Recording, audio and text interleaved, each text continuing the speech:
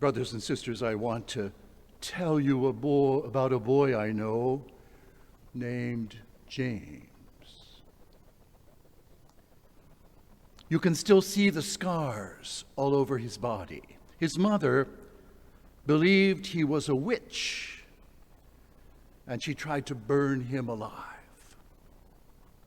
A kind Protestant minister happened to be nearby, put out the flames, and saved his life. I'm telling you about James first because nearly everything else I have to say today is commentary on his story. As I mentioned, I'm a member of the Crozier Fathers and Brothers, an international religious order with a history of more than 800 years. Our mission, simply put, is to touch suffering with hope.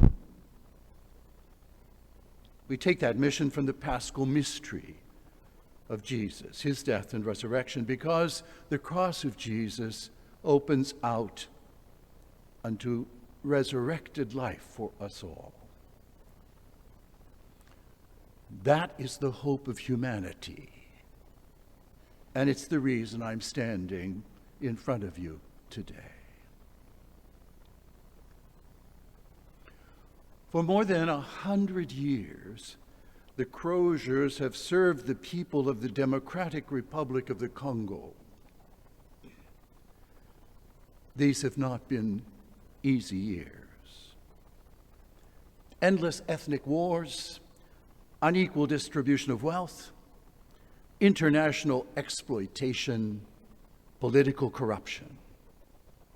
Well over 6 million Congolese have died in the past 30 years because of this national turmoil, and the injustice and violence haven't stopped.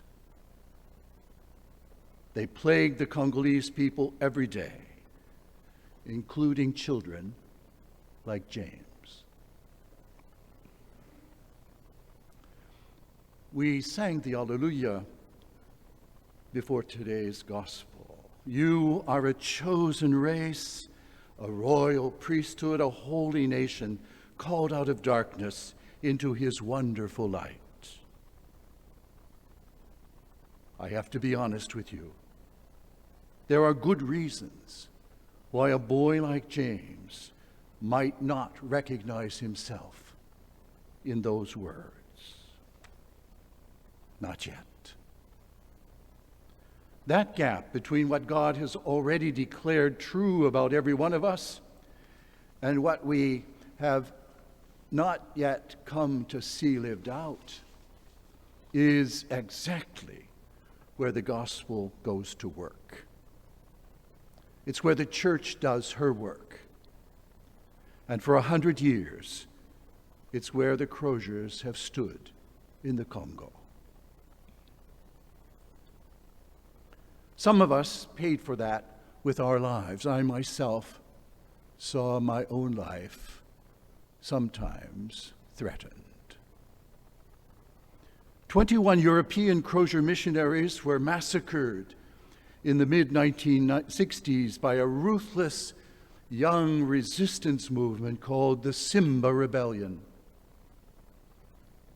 Their deaths could have ended our presence there. Instead, they became a seed.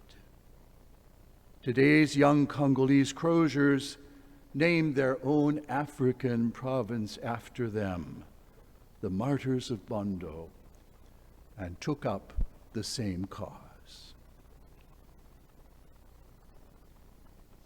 I trained some of those young Croziers myself years ago. They've since taken up the reins of leadership entirely into their own hands, and I can tell you they're everything you hoped for.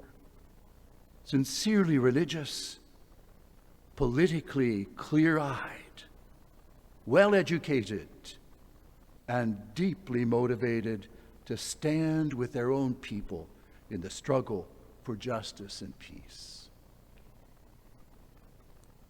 The setbacks in the Congo are constant, and the consequences are real. But the Congolese croziers haven't waited for conditions to improve before acting. They've built schools from elementary through higher studies.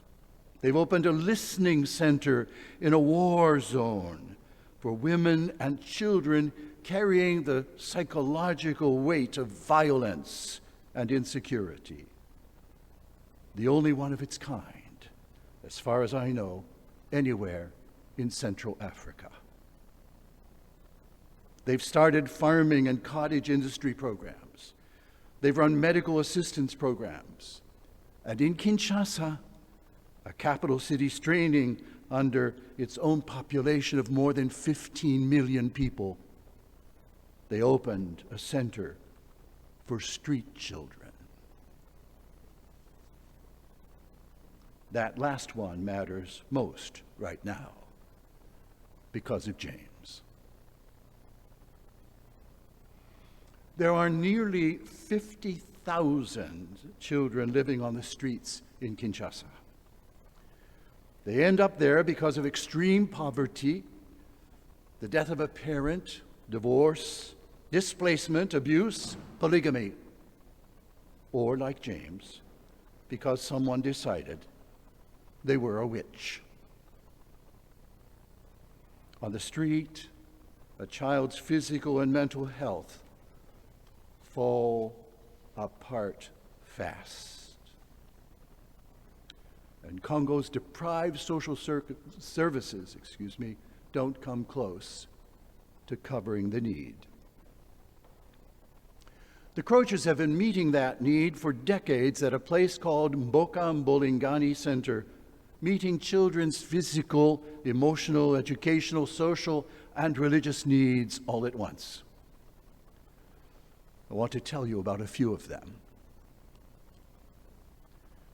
Jonas Ingolimpia came to the center as a 9-year-old orphan. Years of malnutrition had already left him with real cognitive damage. By almost any measure, the kind of child an overstretched system writes off first. The Croziers didn't write him off. They trained him patiently in a practical trade, repairing refrigerators, freezers, and air conditioners. Today, Jonas lives independently. He fixes appliances for a living, and he has found his way back into relationship with his own family. He's not alone. Arnold Otsumaka, who arrived with no father and a mother who died of illness, is now a husband, a father of 2, and a cook. Olivier Gamba, fatherless and abandoned, drives a motorcycle taxi in the city today. Many of the center's former residents stay connected to it as adults.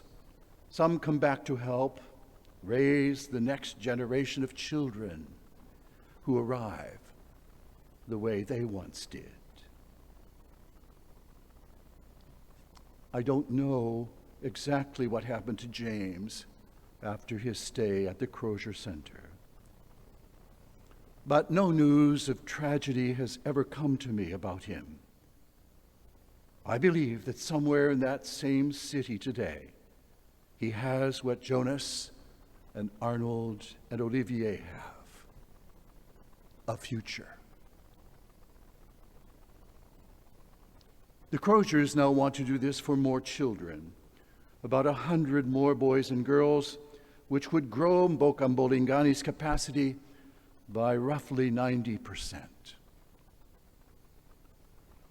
And because a project like this has to sustain itself for the long haul, the new residence is being built as part of a larger complex that also includes a guest house for business travelers and others needing accommodation in Kinshasa.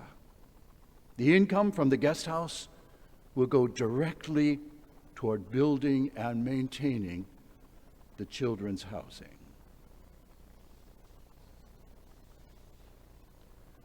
There's a promise from the book of Revelation that I keep coming back to. God will wipe every tear from their eyes, and there shall be no more death or mourning, wailing or pain, for the old order has passed away. That promise isn't only about some future we're waiting on. It becomes true in small and real ways every time a child like James or Jonas or Arnold or Olivier gets a bed, a trade, a family again.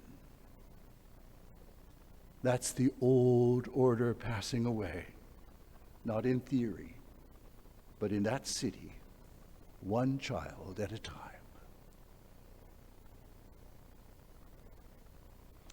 So here's what I'm asking.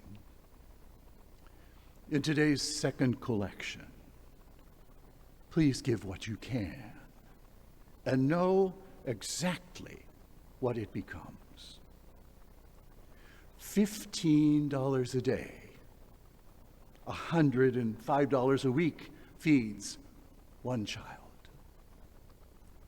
$100 buys a mattress for a child who's been sleeping on concrete or worse. $300 covers a full tri-semester of school. You can imagine the other needs.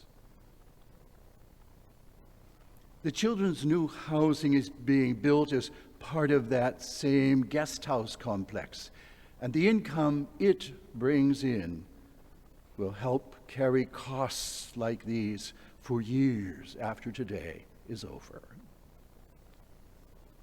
But the children, that is what all of this is for. Nothing you give today will sit idle. Your gift will tell the children that the world still has something good to offer them. Nothing is more important to a society than rescuing its children from the clutches of death and poverty, from the violence, sexual abuse, drugs, and neglect of the streets. Please help the Croziers, help the Congolese people do exactly that. Thank you, and God bless you.